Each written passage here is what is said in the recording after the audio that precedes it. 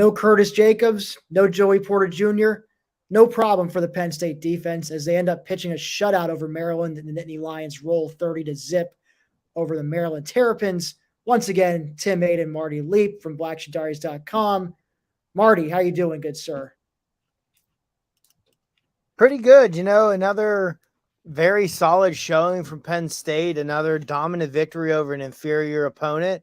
And to do it again with the injuries that they had to deal with. I did see that James Franklin said after the game that Joey Porter Jr. being out was due to a non-football related matter, and they hope to have him back soon. So, hopefully everything's all right in his personal life with his family, because it sounds like it might be something along those lines. But to be without, arguably your best overall player in Joey Porter Jr., be without your best linebacker in Curtis Jacobs, have an offensive line that's still a bit of a patchwork unit, and win 30-0 against the Big Ten opponent. I don't care who the opponent is. Whenever you beat a conference opponent by 30 and shut them out, and you do it while battling injury, that's definitely a very impressive feat that any team should feel good about should feel good about themselves coming out of. Absolutely. And I guess we can start with the defense first, since that's the thing that sticks out the most. Obviously, the shutout being pitched, but, even without two of their best defensive players, Joey Porter Jr., Curtis Jacobs, still, I think what really helped was this defense got 7 sacks. And it was led by Chop Robinson getting 2 sacks against his former team. I think you and I and pretty much everyone in the Slack channel was saying leading up to this game that don't be surprised if Chop Robinson goes off on his former team. But just an all-around superb performance from front to back for the defense. Maryland never really got into any kind of rhythm offensively. Talia Tagovailoa, he had a rough game last week against Wisconsin. This was even rougher, frankly, to be taking all those sacks. And, the passing game was virtually non-existent for Maryland as a result, because the D-line was just absolutely mauling Maryland's O-line from the opening snap to the end. And he was constantly running for his life. And I was really impressed with the closing speed of the pass rushers.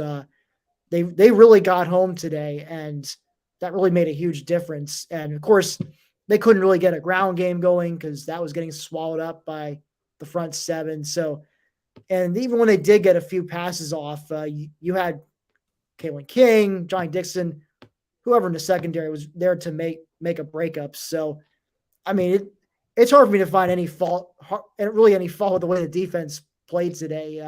And when I do my position grades tomorrow, it's going to be straight A's on the defensive side. Spoiler alert. Yeah, this may have been the best all-around performance of the season for the defense.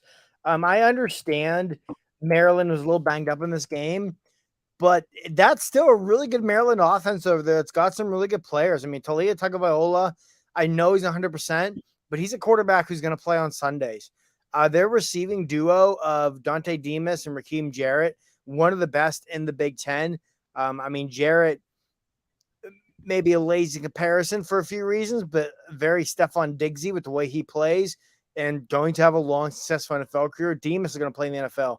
Their running back, the freshman, name escaped me at the moment, really good player. Like that Maryland offense. Yeah, Hembry. Yes, thank you. Maryland may not necessarily be the best team in the world, but they're still 6-4, which for Maryland standards, if you're a Maryland fan, you got to feel pretty good about that. But that's a really good offense over there. And I understand that offense is a little banged up right now, but to come out and just completely dominate them, it's not just that Penn State shut Maryland out. At no point did it ever feel like Maryland really had any chance of scoring.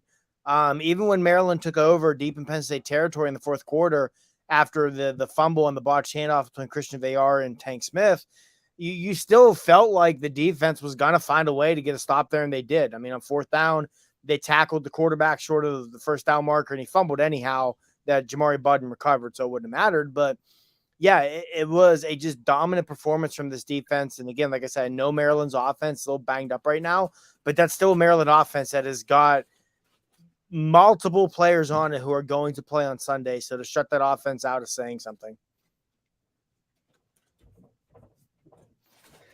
Absolutely.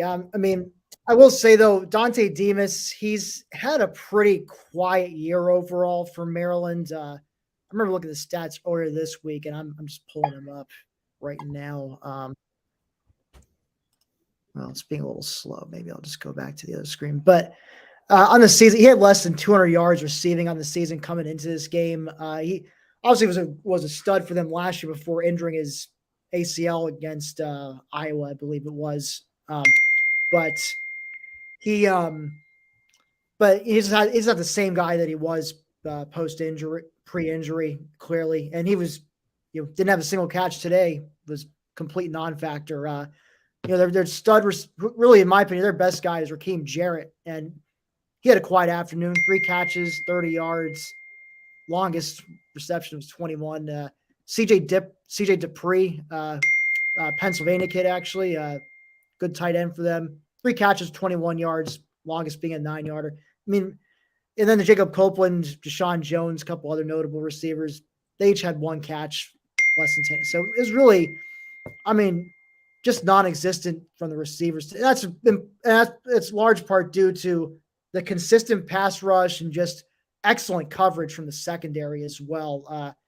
Like I said, just all around great performance. I mean, frankly, their biggest success came through the run game, oddly enough, with Roman Hemby. He had 68 yards on 13 carries, and so he was probably their most productive offensive player today. But not gonna lie, I felt a little bad for them when their backup quarterback, Billy Edwards, came in and then he suffered an injury and had to be carried off the field because he couldn't really put much weight on the foot. So with Talia already a little banged up, and then your backup who's decent enough. I saw him play against, when they beat Indiana a few weeks ago. Like, he started in place of Talia and led him to a win.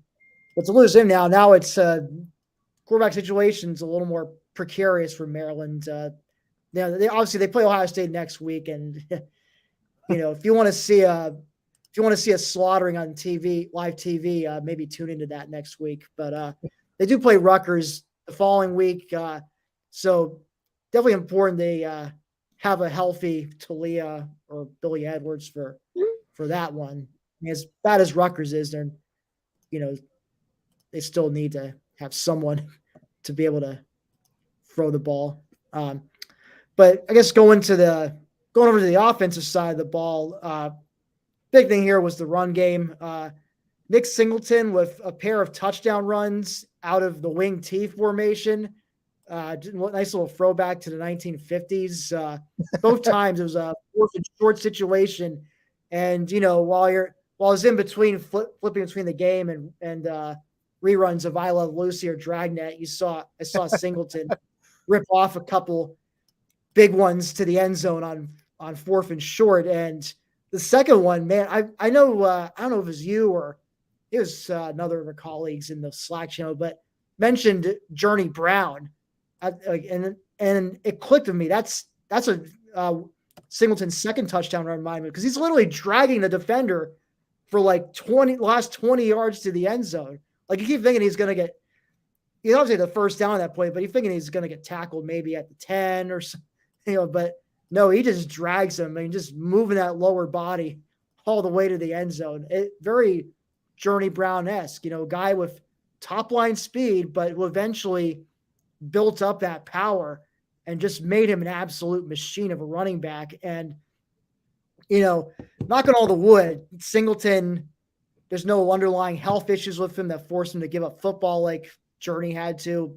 Because, man, I say he's really rounded into form here towards the end of his freshman year. And, shout out to Katron Allen, had a good day too. 16 carries, 73 yards, helped move the chains, kept Penn State on schedule, putting them in second or third in manageable situations. So, again, that's what we were hoping to see from the ground game, like they did against Indiana last week.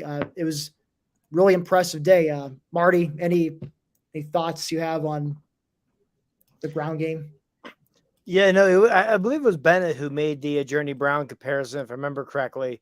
And it was a great one. He mentioned the one touchdown run Journey Brown had in the Cotton Bowl against Memphis in 2019, how similar it was to that, and it really was. One thing you said, Tim, that is spot on, in recent weeks, we've seen early in the year, we talked about Nick Singleton. He was still in that high school mindset. Hit the corner, run past people. Hit the corner, run past people. He's starting to embrace running between the tackles. He's getting more physical. He's lowering his shoulder and not being afraid to run guys over. And it's great to see because Nick Singleton has that skill set to be the best running back in college football in a year or two. He truly does. He's got elite burst. He's got elite. Might be that next year. Yeah. He very well could next year be the best running back in college football. And that says something about Penn State's running back room where you have Kaytron Allen and he's not your highest ceiling running back. Like this is, some more talk for the offseason, but man, this offense could be a lot of fun next year. But yeah, you see Singleton, he has come so far in recent weeks of running between the tackles, and you're seeing Penn State use him more between the tackles as a result. And what's the best part about that is he's got that burst. He's got that breakaway where if you don't get him within 2 or 3 yards of the line of scrimmage, good luck, because he can take any play. I mean, I go back to his first carry of the year against Purdue. I remember Penn State was backed up, I think like their own 6 or 7 yard line. And he was literally one shoestring tackle away from taking the first carry of his college career, 90 plus yards for a touchdown. Like that's the skill set this kid has. I remember that. Yeah, we're watching him round into being more of a complete back. And like we said, Nick Singleton, the complete back, can very easily be the best running back in college football. So that's one of the big, I mean, there's been a lot of positives come out of the season, without a doubt. But one of the biggest positives here of the last few weeks has been watching Singleton start to turn that corner, start to round into more of a complete back. And for Penn State then in turn to be able to use him in a lot more variety of ways and be able to use him as more of your every play down to down type of back. Absolutely. I mean, I remember the Ohio game when Nick Singleton had his first breakout performance. Yeah, he had a couple touchdown runs, but those were him breaking to the corner and just outrunning Ohio's defenders. Frankly, just aren't up to snuff against a Big Ten caliber running back. So it's kind of like he was back in high school, but he tried to pull that against, even like lower Big Ten teams, and it becomes much harder to do. So, but he's really gotten better at just running for the tackles, not being afraid to lower the shoulder and just, take contact and just drag guys with him. And, Kaytron Allen's already mastered that part of his game. And one thing it can't teach, though, is, of course, the speed, which Singleton brings to the table. So him and Gallen are just a tremendous 1-2 combination. I can't praise either back enough. They both complement each other. They're both huge assets to the run game. I'm really glad we're going to see these two in Penn State uniforms for the next 2 years. So it's, buckle up, the New Lions fans. It's going to be a fun ride with these guys. I do hope we see Kevon Lee get healthy again and at least give them a little more running back depth, because if one of them gets hurt, then you're looking at being forced to play Tank Smith or Tyler Holsworth at running back. And I kind of saw what happened with Ohio State today. They already have Trevion Henderson out, Evan Pryor out. Then Maya Williams got hurt. Now it's down to it was probably like maybe their 4th-string running, who's pretty damn good probably. But you can see how precarious running back depth can get in a hurry. So hopefully Kevon Lee can get healthy again, at least give them a 3rd scholarship back to rely on in case something happens to Allen or Singleton. Yeah, but one thing too, real quick. And on the other, no, I was going to say one thing too with Kevon Lee, that would be nice if you can get him healthy and get him to return for next year.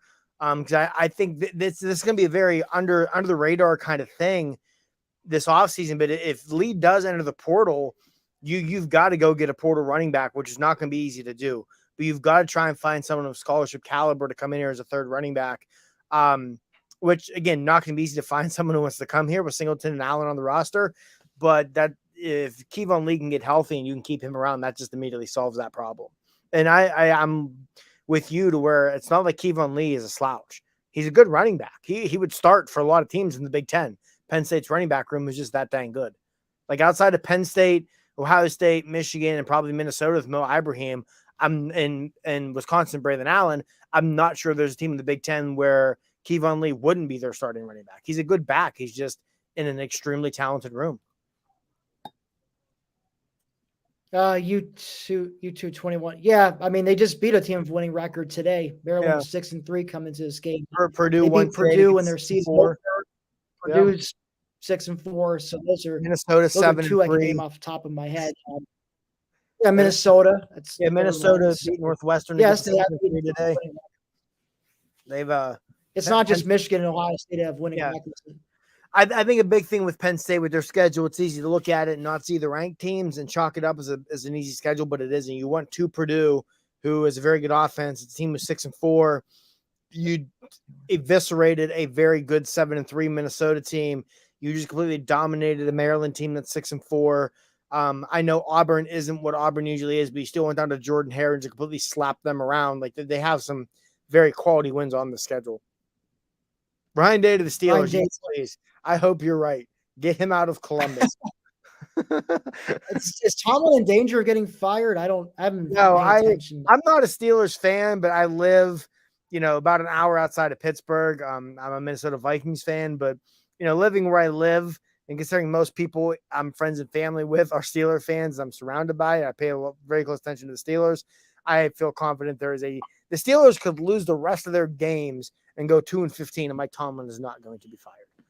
And if he was fired, there would be 31 teams calling immediately trying to get him a job. So I'll tell you where Ryan Day is not going to. Your Minnesota Vikings, because they are crushing it right now. They are. I mean, they proved me wrong. When they didn't offer the job to Jim Harbaugh, I was upset, but the Kevin O'Connell hire is working out pretty well. So, yeah, shout out to a fellow millennial head coach getting it done in the NFL. So, just like Sean McVay did last year. Off the Sean McVay coaching tree also. So, I mean, hey, I guess since we're, obviously we're not going to generate much talk about Maryland for this game, so maybe get into this a little more. Ryan Day, do you think he lands an NFL head coaching job this offseason? I mean, I think if he wants it, he could have it. I'm pretty certain last season the Bears were very interested in him. I feel like if he would have wanted that Bears job, they would have hired him over Matt Eberflus. So I do think in the right scenario, he could potentially take it. I mean, I feel confident that most NFL teams are going to be looking for head coaches offseason would hire Ryan Day in a heartbeat. I mean, how could you not? The guy's a great offensive mind. He's a great quarterback coach, a great quarterback developer, which, gives him a lot of stock for the NFL also. But yeah, I mean, I don't think he's going to leave Ohio State, but I also wouldn't be stunned if an NFL team came and poached him. And I do think there will be interest from the NFL in Ryan Day. And sticking with Ohio State coaches, I really hope somebody somewhere hires Brian Hartline at some point and just gets him the hell out of Columbus. Because if Ohio State could stop signing 3 5-star receivers per recruiting class, that'd be pretty cool. Brian Hartline's the worst thing to happen. I'll say this. I think the Zach Smiths, we were all kind of like maybe pointing and laughing a bit or Meyer over that skit, but that may have been the worst blessing in disguise for Ohio State. That may have been the worst thing to happen because it got Brian Hartline the receivers coach job, and then he goes and plucks Julian Fleming from Penn State's backyard. So, so maybe they had the last laugh on that one. Yeah, I mean, I think Day really wants to win a national title at Ohio State before he goes off to the NFL. He probably feels that he's close to doing so, and so. Yeah, I mean, I'm certainly not going to be surprised if Ohio State wins it all this year. We'll see. Michigan. I mean, I don't know. Michigan's got a good shot at beating them in Columbus. Might be their best chance to do so in a long time. They haven't done it since the turn of the century, so it's probably one of their better chances to do so. They got some susceptibility against the run, and that's and Harbaugh's built a roster that encompasses the brand of football he wants to play, which is the opposite of what Ohio State does. And I wouldn't And complain. I've got a Blake Corum plus 1,200 Heisman ticket I've been sitting on since September. So if well, I you think may they're be I you think may be if cashing. Michigan runs the table and is undefeated in the Big Ten champions, I definitely think Blake Corum probably wins the Heisman Trophy. So I'll be sitting there waiting to cash that one in. Certainly. Let's see. My Terps won 6 games. I'm sorry.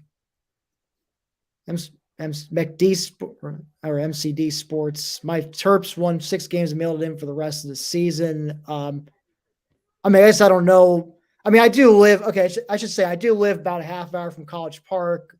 A lot of my friends in this area are Maryland alums.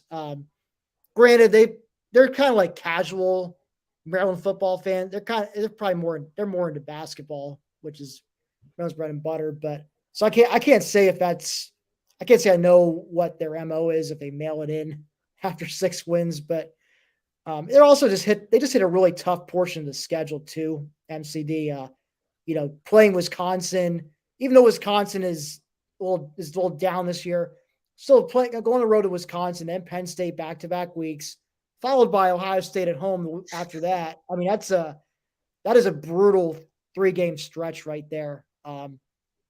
If Maryland would even win one of those games, it would be a major accomplishment. So, I wouldn't feel bad about that. Just make sure you take care of business with Rutgers for your season finale. That's a team you're clearly better than. Yeah, I said coming into the season that when Maryland went to Madison, they better hope they already have 6 wins.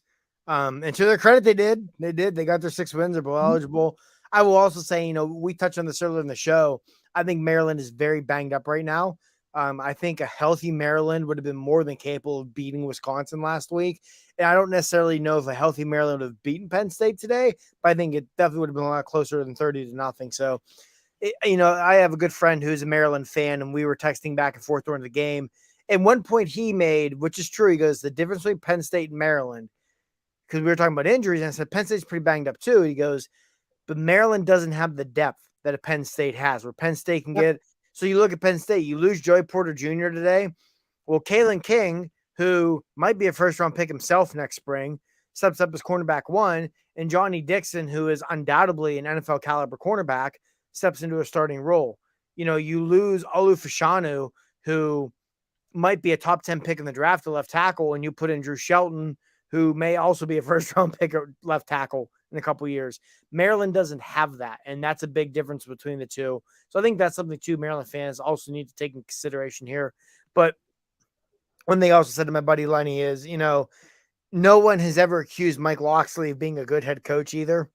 And I mean, I definitely think Maryland is a team that has some really quality talent on their roster, but Mike Locksley, after today, I mean, I can't. I'll look it up real quick because I know I sent it in our Slack channel. But after losing today, and his head coach in his career, as a head coach, Mike Locksley is now 21-53. So yeah, Yeah. he leaves a lot to be desired. He's a great recruiter. Definitely in terms of like character and that sort of thing, the kind of guy you want leading your program, but leaves a lot to be desired in terms of coaching. And I think that's something we're also seeing a bit with Maryland is, Locksley does leave, like I said, leaves a lot to be desired in terms of the coaching. But in fairness, they could do worse than Locksley too. This is true. They could Recruiting hire kind of, Oh wait, they already did that. yeah, it's just yeah, of course it's like, who do you get if you I mean, not Locksley's not going anywhere, but if you did replace him, like try to who are they gonna get that's clearly gonna recruit as well as him, but also, coach up the talent better, or at least do a better job managing the program. Like those guys don't grow on trees. So but to the same and thing with obviously Maryland. No, one other thing real quick I was gonna have with Maryland too, and we saw this past off season. In the modern world of college football, it's always gonna be tough for the Marylands of the world. Look at Chop Robinson. Been Penn State's best pass rusher this year, playing it very much as an all Big Ten caliber level. And with modern college football, it was not hidden that when Chop Robinson entered the portal, NIL played a big role in that. And I know I've seen at least 2 or 3 different NIL deals he's gotten since coming to Penn State with local businesses and that sort of thing. So that's something that could also, I think, could hurt a program like Maryland moving forward. Is if you have a player of that caliber, but they're looking for that NIL money that they might not find in Maryland, but could find elsewhere. It's tough to fault a 18, 19, 20-year-old kid for jumping on the money that's there to be made at that age. And, for some of these kids, I'm not necessarily saying chops in this boat because I have no idea if these are not, but for some of these kids, getting a $30, $40, $50,000 endorsement deal could be like life-changing money for your entire family. So you can't fault a kid for jumping on something like that. And, I think that's something that the Maryland type programs of the world are going to have to deal with in the modern day of college football with the transfer portal, with NIL, where if the kids have the opportunity to jump to a bigger school like Penn State and get a good NIL deal, I have a hard time faulting the kid for doing it.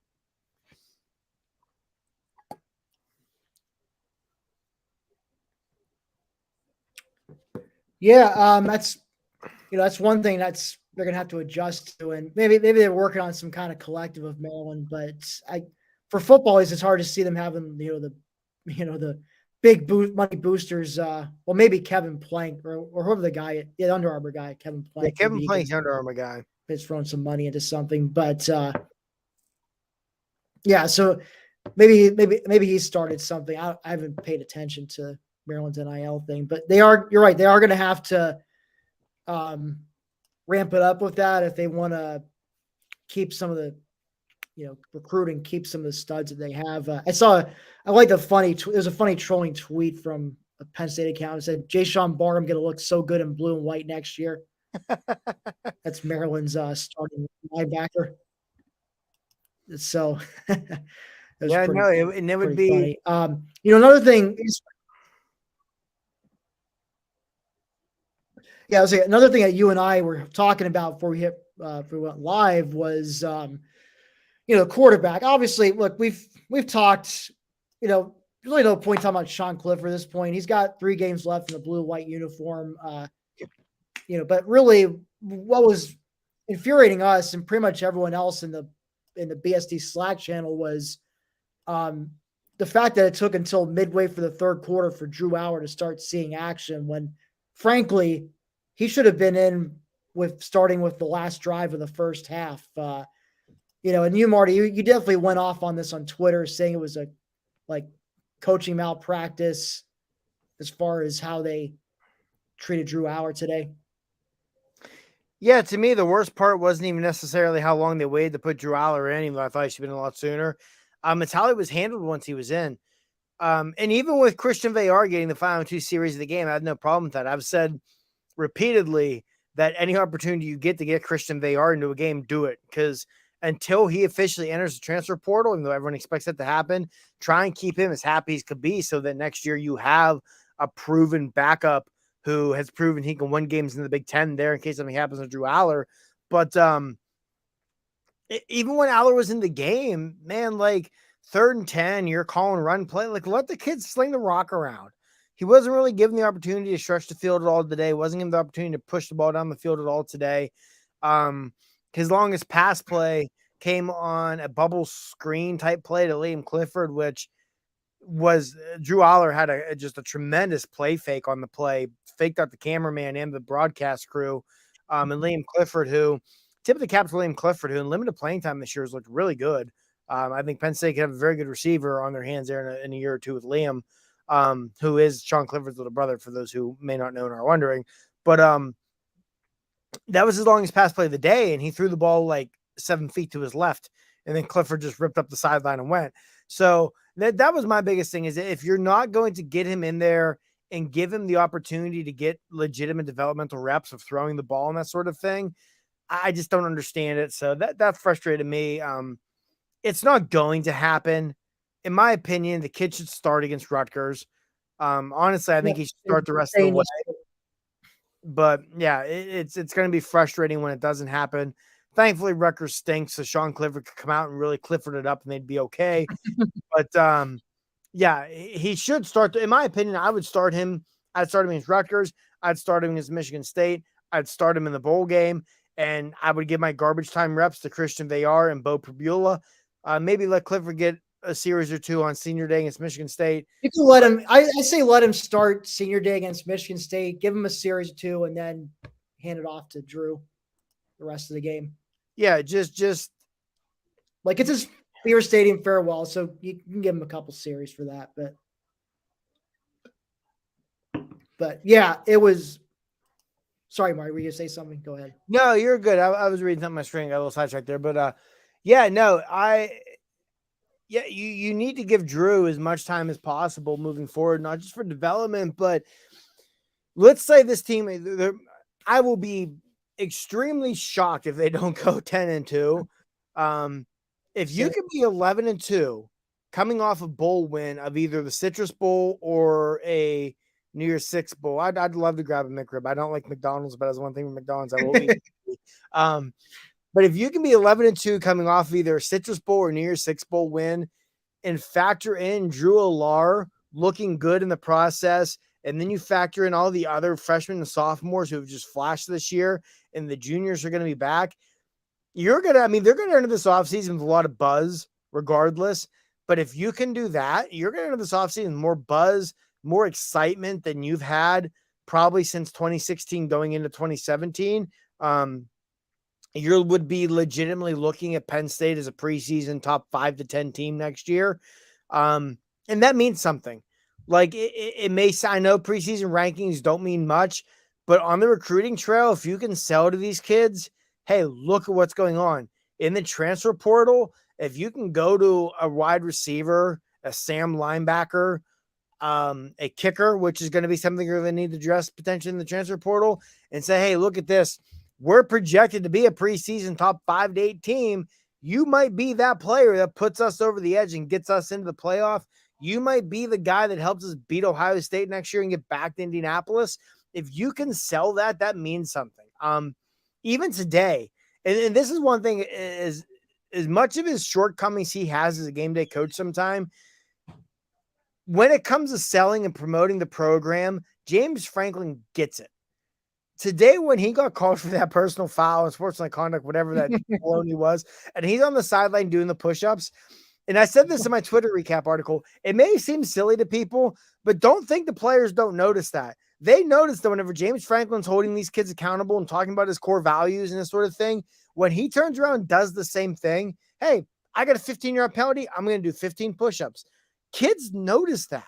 That shows you have a coach that's being real, a coach that is not just going to spew whatever and not walk the walk himself.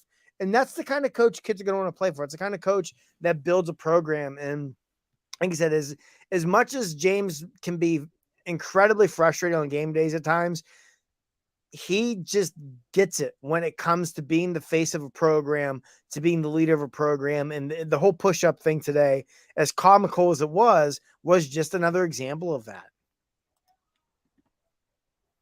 Yeah, I mean, absolutely. And like I said, I think having Drew Allar as your clear guy for next year, that's got to pay dividends in the transfer portal. Come next month when they're going to be searching for another receiver, regardless what Parker Washington decides to do. It's probably 50-50 with him, I would guess, as far as whether he goes pro or not after this season. But yeah, when you have studs like Drew and Nick Singleton, Catron out, and then even on the defense side of the ball, when you see what great things they're doing there, I mean, if you're a top-notch kid entering the portal, why wouldn't you consider Penn State? And we'll do a like the week after the Michigan State game or so, we can, when we find out the bowl opponent, we can get in more detail about this, doing the season recap and talking about the bowl game, but we can definitely harp more about what could potentially happen with roster turnover in the portal. I do see another question from YouTube here. As who are Penn State's 3 permanent opponents going to be when the Big Ten gets rid of divisions? That we don't know yet for sure. My guess is Ohio State's going to be one of those permanent opponents. I would also think Maryland or Rutgers. I would say Maryland's probably be another one just because they share a border, and I think also, and I would guess maybe Michigan State's the third one, but this is just a pure guess from me. I would be surprised if Michigan was one of permanent opponents, so to speak, because I know we've definitely gone a couple of years without playing Michigan in the past, and it's not to be regarded as a game that's like priority for the Big Ten to protect on a yearly basis, but Ohio State definitely would be. I could also see Maryland or Michigan State being others they might want to protect. Yeah, I mean, Rutgers, I that's definitely agree with you. I think Maryland's definitely one I think it's protected. I think the Big Ten would love for that to be a rivalry, but it's never going to be a rivalry as long as Maryland continues to lose by 30 plus every year. I mean, I'm fine with becoming a basketball rivalry, though. It's I Me remember too. Absolutely. the Maryland basketball Twitter account was talking smack about Penn State after beating them this past season in hoops, and I was actually what's the opposite of offended? I was flattered because I'm like, man, they care enough about Penn State hoops to crap talk them Yeah, it after shows, beating them. Like, the hoops all right, program's going somewhere. right? And so, yeah, we don't know we don't know yet, you two. We'll stay tuned on that one. So I guess we'll, we can do a little bit of a preview of Rutgers if you want, Marty. I mean, this is a game where Penn State they could probably roll out the entire second string and still win this by a couple touchdowns. The only conceivable way they could lose is if like Sean Clifford just froze up all over himself, maybe does what UVA's quarterback did in the beginning of their game against Pitt and throws a couple pick sixes in the first 15 seconds of the game. If the special teams gives up a block punt return for a touchdown, which is what Michigan allowed last week when Rutgers led them at halftime. Yeah, and Michigan still won that game. There would just have to be a lot. 17. Exactly. I mean,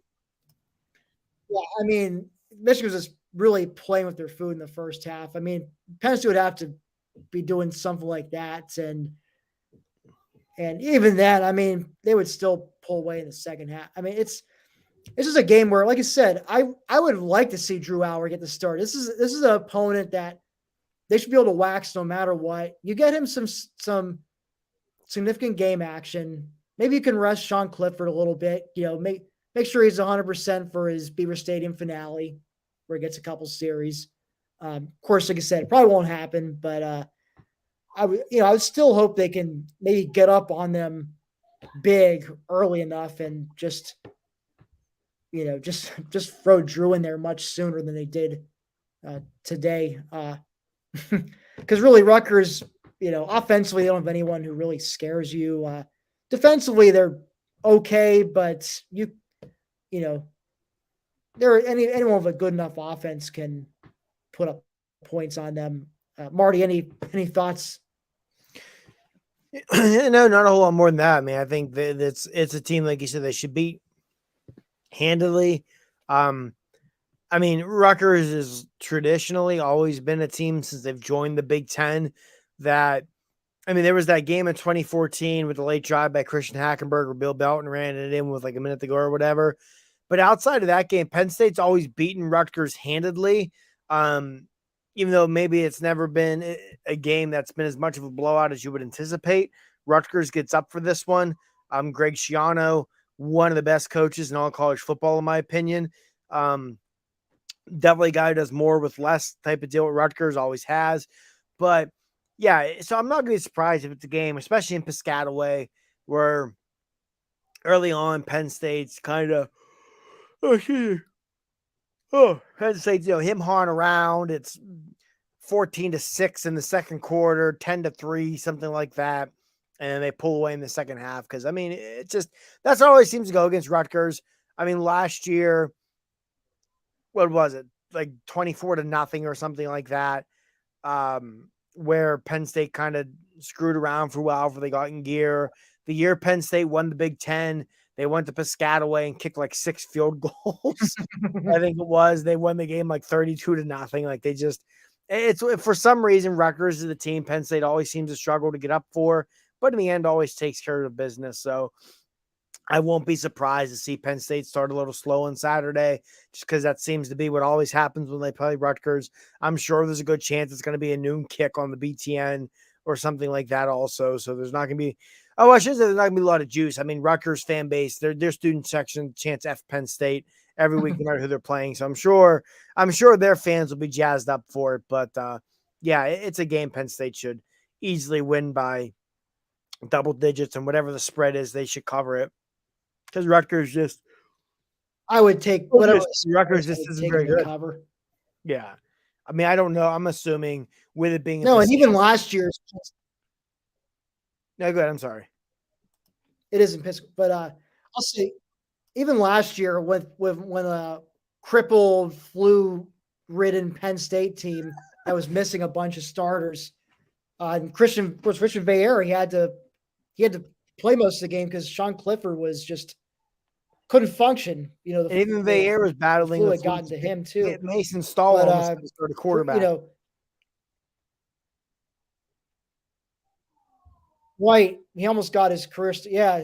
And funny enough, Stahl is now a receiver. He moved over to receiver, but he was good. You know, it almost became Mason Stahl making his one career start. But even that team, they still shut them. They beat them 28-0. I mean, they, you know, so if a crippled outfit like that can run, and you know, I would expect Penn State to be scoring in the 40s on these guys. You know, probably hold them in the low teens for scoring. At least, you know, at least outside of garbage time, I would expect that. So, speaking of Rutgers and Michigan State, Penn State's last two opponents played today, and Michigan State won a somewhat close one, 27-21. Final score is a bit misleading because Rutgers got a touchdown in the final minute and had a chance to recover an onside kick, which they didn't. But you know, it was a game where, you know, both teams were, you know, both quarterbacks did decent against each other, but I think these are both, I don't think either of these are good teams. I think Penn State should wax both of them without too much trouble. So I think I just want, you know, going to give the next 2 weeks of Rutgers. No, I was just going to say, I do think Michigan State winning today is a positive for Penn State. Because Michigan State plays Indiana next week, who they should beat. That gets Michigan State to 6 wins. So Michigan State most likely will not be coming to Beaver Stadium looking to play for bowl eligibility. So that probably increases the odds of if you can get up at Michigan State early, they just say screw this and mail the rest of that game in, as opposed to where if they're playing for bowl eligibility, you're probably really going to get their best shot. So that could be a like kind of like sneaky under the radar thing for that game in the final week of the season.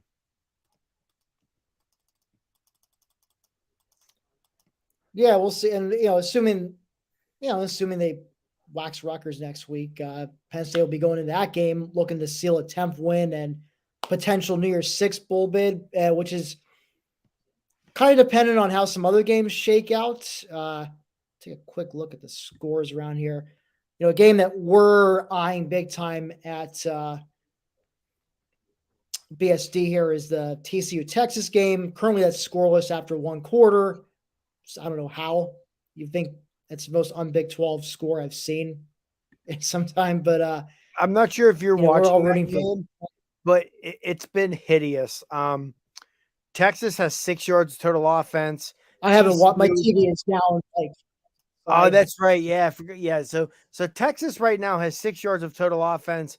TCU has negative 13 yards rushing. It has been it's been something in the first quarter. They are if you combine their average yards per play, it's still less than 2 yards per play. It has been some ugly offense so far. Geez, I could probably watch the last 2 episodes of the Jeffrey Dahmer series on Netflix, and that would be less brutal to watch than that game, the way you described it.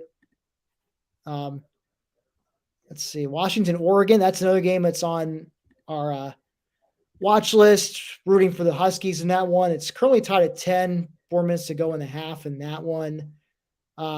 Georgia, Mississippi State. This is a very long shot, of course. Rooting for Mississippi State to pull the upset, but Georgia is taking care of business, 17-6 as they approach halftime. There, Wake and UNC, I believe. Actually, I got to pull up the article again. I don't know if we're supposed to root for Wake or UNC in that one. I think we're rooting for Wake. I would think Wake. Yeah, we're rooting for Wake. So it's 21-7 UNC right now, and it looks like they're marching again to make it 28-7. Like they're second in goal from the Wake 7, so that's not looking too good. We're hoping Arkansas can upset LSU. Came oh so close, but no cigar. I'm very confident if KJ Jefferson would have played, they would have upset LSU. Yeah. Unfortunately, they're dealing with some injury issues themselves, which and as someone who, but also LSU had not only needed Perkins, he was like a one-man wrecking crew for that defense. Oh, dude, he, holy crap, man! I feel like if he's a true freshman, and if he was draft eligible, might be the number one pick in the draft this year. Just an absolute force out there for them today. Probably. But no, as someone who not only needed Arkansas or wanted Arkansas to win to help their team, that's about, but also had money in the Arkansas money line. That one was frustrating.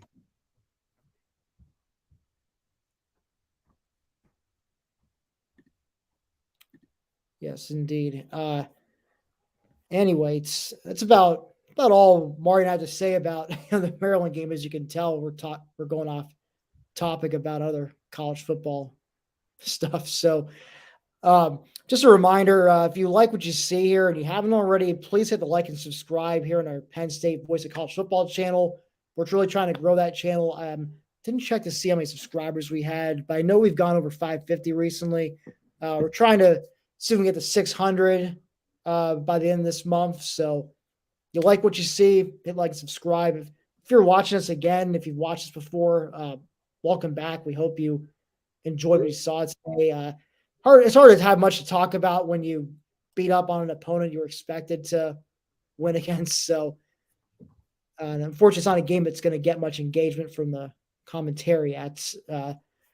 So, also reminder: 11:30 tonight, 11:30 Eastern tonight. Mark Rogers himself on the main channel will have his weekly call-in show. So, check that out if you get a chance. More importantly, blackshadarius.com if you want to catch Marty and I's work. Marty, you'll have your Twitter reactions posts going up, all of my position grades up tomorrow, and my turning point post up on Monday. And of course, now that we're, football season's coming to a close, but basketball's started to ratchet up, and Penn State's got a big game against Butler Monday nights. And thus far, they've looked pretty impressive in their first two games. Could be a team that maybe makes a push for the NCAA tournament if they can pull off a few big wins in conference play. And wrestling's getting started up, and they look like they are absolutely crushing it again, ready to add another championship to the trophy case. And hockey, man, they've been on a tear lately. They've back-to-back weeks they've beaten the number one team. So it's really a good time to be a Penn State sports fan. And blackshadarius.com, that's your one-stop shop for Penn State sports coverage. So Marty, any parting thoughts before we sign off? No, I don't think so. Like I said, just another really good game by Penn State. Anytime you beat a conference field by 30 and shut them out, that's saying something, especially when you're dealing with injuries. And then, I wrote about it this past week on Black Shoe Diary, so feel free to go check it out if you're interested. But typically Captain Phil Troutwine entered the season with some disgruntledness from Penn State fans, and Penn State's offensive line has taken a big step forward this year. In the last 2 weeks against a conference foe in each of those weeks, despite having a patchwork offensive line and true freshmen out there, and they just continue to roll along. The last 2 weeks, Penn State has been without 3 starting offensive linemen in each of those games, and they've run for 428 yards and only given up 1 sack. That was extremely impressive. It speaks volumes, not just to the way the depth has come along on the offensive line, but the way it's been developed. You've seen offensive line that's a lot more physical, a lot more violent at the point of attack. The footwork is much better. Even just knowing their assignments, knowing where they're supposed to be, has improved drastically. And yeah, just tip of the cap to Phil Troutwine for that. He is probably had a better, I would argue, has had a better year in terms of Penn State position coaches than anyone else on this team when you factor in where he was coming into the season. Absolutely. Cannot sing Trout's praises enough. Really, I mean, from the improvement in recruiting to, more importantly, improvement in the O-line play, especially as the injuries have mounted, for them to really not seem like they're skipping a beat. It's real testament to the work that he's done. So it makes you excited for what's to come. So anyway, for Tim, for Marty, thanks again for tuning in, and we will catch you next week.